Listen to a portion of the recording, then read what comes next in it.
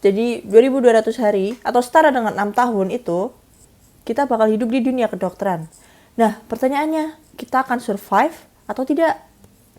Nah, jadi teman-teman, sebelumnya perkenalkan saya Raya, salah satu mahasiswa kedokteran di universitas di Indonesia. Nah, karena jujur ya, menurut saya, jadi mahasiswa kedokteran itu bukan masalah soal pintar aja atau cerdas, tapi soal bertahan juga. Mari kita simak. Pernah nggak belajar 5 jam, tapi pas ujian ngeblank? Atau udah bikin catatan rapi, tapi tetap nggak nempel? Atau burnout, tapi ternyata besok ada skill lab?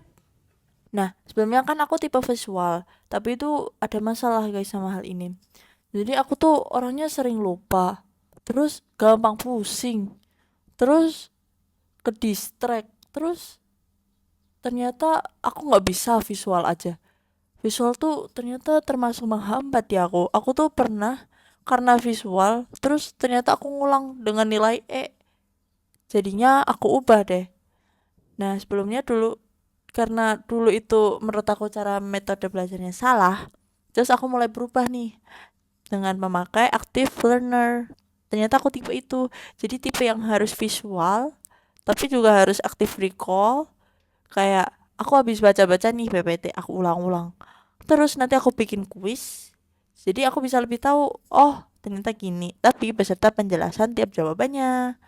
Nah, mungkin ya, masalahnya tuh nggak cuma di effort, tapi kita juga butuh suatu cara buat kita bisa lebih efektif atau biasa disebut sebagai strategi.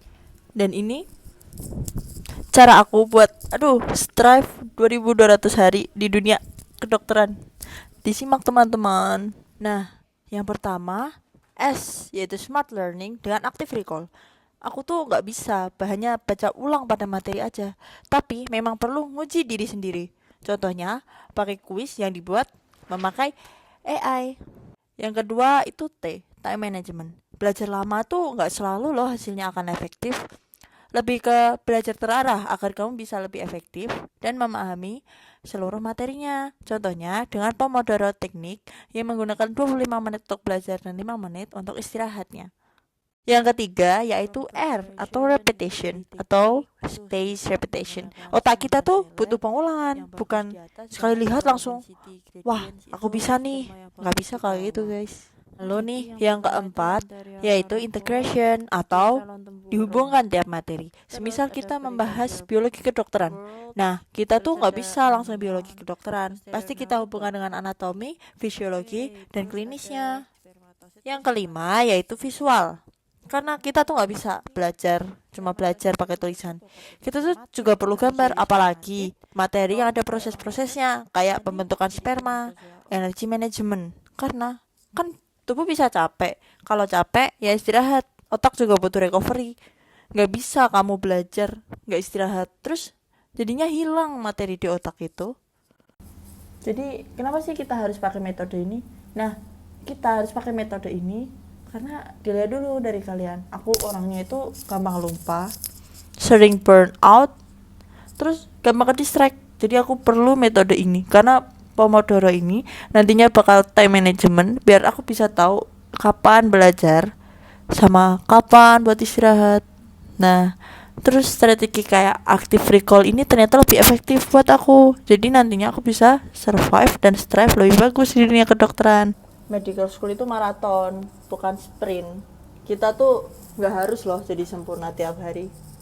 Tapi kita tuh harus jadi orang yang konsisten.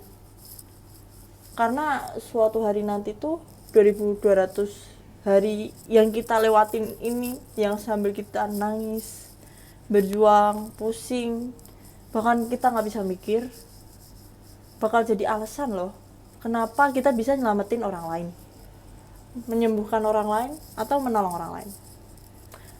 Jadi mungkin itu saja dari 2200 hari strive di dunia kedokteran menurut saya atau Raya sebagai mahasiswa kedokteran di salah satu universitas di Indonesia. Terima kasih sudah menyimak.